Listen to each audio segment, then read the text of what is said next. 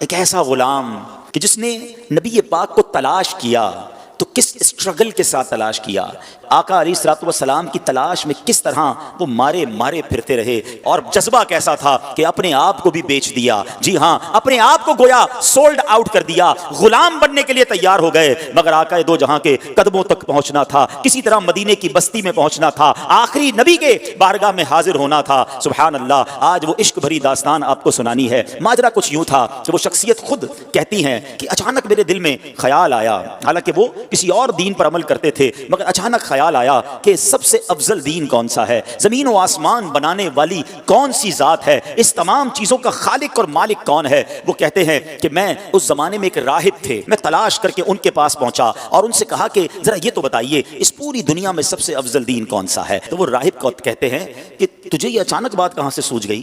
تو کہتے ہیں نہیں، میں یہ جاننا چاہتا ہوں کہ زمین و آسمان کا مالک کون ہے، سب سے افضل دین کون سا ہے۔ تو اس نے کہا کہ پھر ایسا کرو، اگر اس سوال کا جواب چاہیے تو موصل میں، یہ عراق کا ایک علاقہ ہے، وہاں ایک راہب ہے، اس سے بڑا کوئی عالم نہیں ہے، تم ان کے پاس جاؤ، وہ شاید تمہاری رہنمائی کریں۔ ٹریول کر کے وہ کہتے ہیں میں ان کے پاس پہنچا، ان کے پاس میں رہا اور ان کے ساتھ میں عبادت کرنے لگا۔ وہ دن کو روزہ رکھتے تھے، رات کو عبادت کرتے تھے، میں بھی بالکل انہی کی طرح عمل کرنے لگ گیا۔ 3 سال ان کے پاس ٹھہرا رہا، اب ان کے وصال کا وقت قریب آ گیا۔ میں نے کہا آپ تو دنیا سے جا رہے ہیں، مجھے بتائیں اب میں کدھر جاؤں؟ کہتے ہیں مشرق میں تو کسی ایسے شخص کو نہیں جانتا جو اس دین کا کاربند ہو جس پر میں عمل کرتا ہوں، ہاں البتہ جزیرہ عرب کے پاس ایک راہب ہے، اس کے پاس چلے جاؤ اور اسے میرا سلام کہنا۔ آپ فرماتے ہیں میں اس عالم کے پاس چلا آیا، اس کے انتقال تک اس کے ساتھ رہا، اب جب اس کی وفات کی خبر ہوئی تو اب 3 سال کے بعد میں نے کہا اب مجھے آپ کس کے پاس جانے دیتے ہیں، آپ کی انتقال کا وقت قریب آ گیا ہے۔ وہ کہتے ہیں میں پوری دنیا میں اور کسی کو تو نہیں جانتا، البتہ اموریہ میں ایک بڑی عمر کا عالم ہے، پتہ نہیں تم اس سے مل بھی سکو گے کہ نہیں۔ بہرحال وہ کہتے ہیں اس راہب کا انتقال ہوا، میں اموریہ کا سفر کیا، حق کی تلاش ہے، دین حق کی تلاش ہے، خالق و مالک کی تلاش ہے، ایک شہر سے دوسرے شہر کا سفر ہے۔ اب وہ اموریہ پہنچتے ہیں، وہاں بھی کچھ عرصہ رہا، اب ان کے انتقال کا وقت بھی قریب آ گیا۔ کہتا ہے اب آپ مجھے کس کے پاس بھیجتے ہیں؟ وہ کہتے ہیں اب دنیا میں میرے علم کے مطابق کوئی ایسا عالم نہیں جو حق پر ہو، البتہ ایک زمانہ قریب آتا جا رہا ہے جب حضرت ابراہیم علیہ الصلوۃ والسلام کی آل میں ایک شخص پیدا ہوگا، کئی 100 سال باقی ہیں، تم اس کو نہیں پا سکو گے، لیکن دیکھو اس کے علاوہ کسی اور کے پاس مت جانا، اگر تم وہ زمانہ پالو تو پھر تم ان کو ضرور ان کا ساتھ دینا، وہ حق پر ہوں گے۔ اور سنو اس شخصیت کی نشانی یہ ہے، انہی کی قوم کے لوگ انہیں ساحر کہیں گے، معاذ اللہ جادوگر کہیں گے، مجنون کہیں گے، کاہن کہیں گے۔ اور دیکھو ان کی ایک نشانی اور ہے، ہدیہ دو گے نا تو تناول کر لیں گے، صدقہ دو گے تو وہ اس میں سے کچھ نہیں کھائیں گے۔ اور سنو ان کے دونوں کاندھوں کے درمیان، دونوں شانوں کے درمیان مہر نبوت بھی جگمگا رہی ہوگی۔ میرے آقا کی بھی کیا شان ہے، ابھی دنیا میں ظاہری آئے نہیں ہے، زمانہ پہلے ہی دیوانہ ہے۔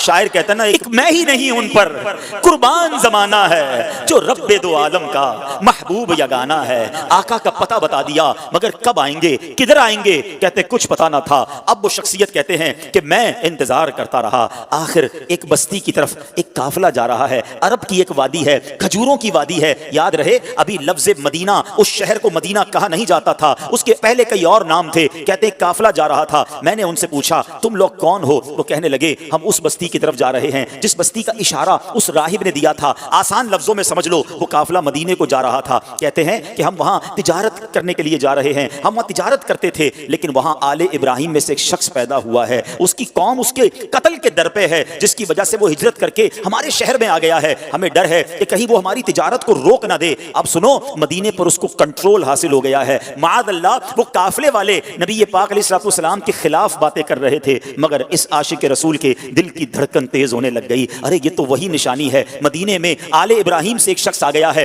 قوم جو ہے اس کے خلاف ہے۔ کہا اچھا یہ تو بتاؤ یہ ان کی قوم ان کے بارے میں کیا کہتی ہے؟ وہ تاجر کہتے ہیں ان کی قوم انہیں کاہن کہتی ہے، ساحر کہتی ہے، مجنون کہتی ہے۔ اللہ اکبر، اب یہ دیوانہ سمجھ گیا میری منزل مدینے میں ہے، یہ قافلہ جدھر جا رہا ہے مجھے ادھر ہی پہنچنا ہے۔ کہتے ہیں ان تاجروں کو ایسا کرو مجھے ساتھ لے جاؤ۔ کہتے پیسے ہیں تمہارے پاس؟ کہتے کوئی پیسہ نہیں۔ ارے بغیر پیسے کے سفر کیسے ہوگا؟ کوئی تو عوض دے دو، کوئی تو مال دے دو۔ کہتے میرے پاس کچھ نہیں، مگر عرصہ ہو گیا ہے اس شخصیت کے انتظار میں، زندگی بیت گئی ہے، مجھے کسی طرح مدینے پہنچا دو، مجھے کسی طرح ان کے پاس پہنچا دو۔ کہا اچھا اتنی تڑپ ہے، چلو ہمارے سردار کے پاس۔ قافلے کے سردار کے پاس لایا گیا، سردار کہتا ہے پیسے ہیں؟ کہا پیسے نہیں، زیادہ راہ ہے، زیادہ راہ نہیں۔ ارے کچھ تو دینا پڑے گا۔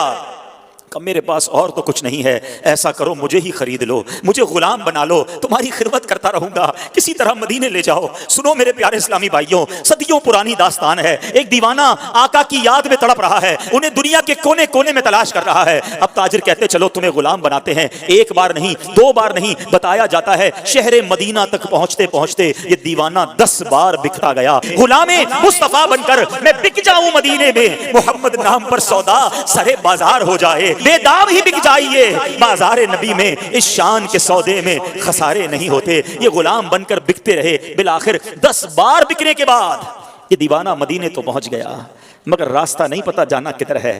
اچھا یہ جو شخصیت ہے نا، ان کی زبان بھی عربی نہیں تھی، کوئی اس پورے شہر میں ان کی زبان جانتا ہی نہیں تھا، یہ فارسی بولتے تھے، مدینے میں سارے لوگ عربی بولتے تھے، کس سے راستہ پوچھتے، کس سے معلومات لیتے، جانا کدھر ہے، نام پتہ نہیں ہے۔ اب غلام تھے، اس نے مدینہ پاک میں کھجوروں کے باغ میں لگا دیا کہ اب تمہارا کام کھجوریں توڑنی ہیں۔ کہتے میں کھجوریں توڑتا تھا، میں محنت مزدوری کرتا تھا، میں نے پیٹھ پر اتنا بوجھ اٹھایا کہ میرا سینہ جو ہے اور پیٹ جو ہے وہ پیٹھ کی طرف چلا گیا، بس مزدور بنا ہوا تھا، انتظار تھا نبی آخر الزماں کا، کبھی تو دیدار ہوگا، کبھی تو ان کا جلوہ دیکھوں گا، کبھی تو ان کی غلامی اختیار کروں گا، مگر لوگ قریب سے گزرتے تھے، میری زبان ہی کوئی نہیں سمجھتا تھا۔ کہتے ہیں اب ایک دن ایک بوڑھی خاتون آئی، میں نے اس سے بات کی، وہ میری بات سمجھ گئی اور اس نے کہا کہ میں نے اس سے عرض کی کہ ماں جی مجھے بتا دو وہ شخصیت کہاں ہے جو نیا دین لے کر آئے ہیں، جو حضرت ابراہیم کی اولاد میں سے ہیں، جو اللہ وحدہ لا شریک کی طرف بلاتے ہیں، مجھے ان کا پتہ بتا دو۔ اب وہ کہتی ہیں کہ صبح سویرے نماز فجر کے بعد دن کے ابتدائی حصے میں وہ قریب سے گزریں گے۔ اللہ اکبر، اس دیوانے کی رات کیسے بسر ہوئی ہوگی، وہ رات کیسے گزری ہوگی، ساری رات دل کی دھڑکن تیز چلتی رہی کہ اب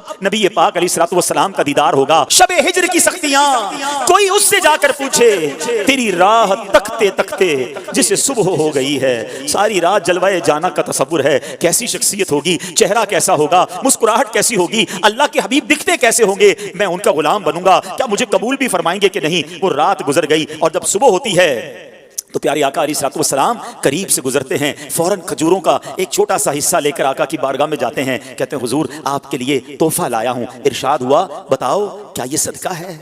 کہتے ہیں جی حضور صدقہ ہے۔ آقا نے صحابہ سے کہا آپ سب کھا لیں، نبی پاک نے تناول نہیں فرمایا، پہلی نشانی کنفرم ہو گئی۔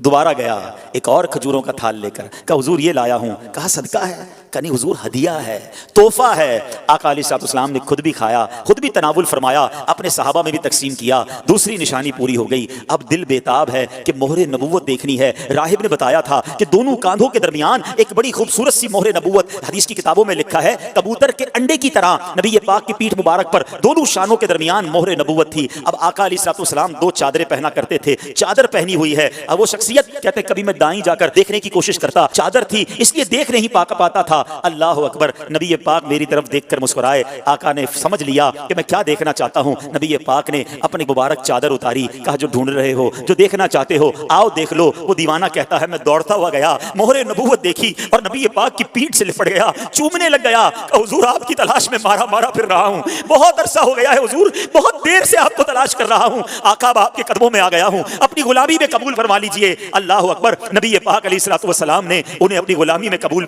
فرمایا، کلمہ پڑھ کر دامن مصطفیٰ سے وابستہ ہو گئے۔ سنو وہ کون تھے جو اتنی تلاش کے بعد پہنچے، جو اتنے عرصے کے بعد نبی پاک کے قدموں میں پہنچے؟ وہ کوئی اور نہیں، وہ حضرت سلمان فارسی رضی اللہ تعالیٰ عنہ ہیں۔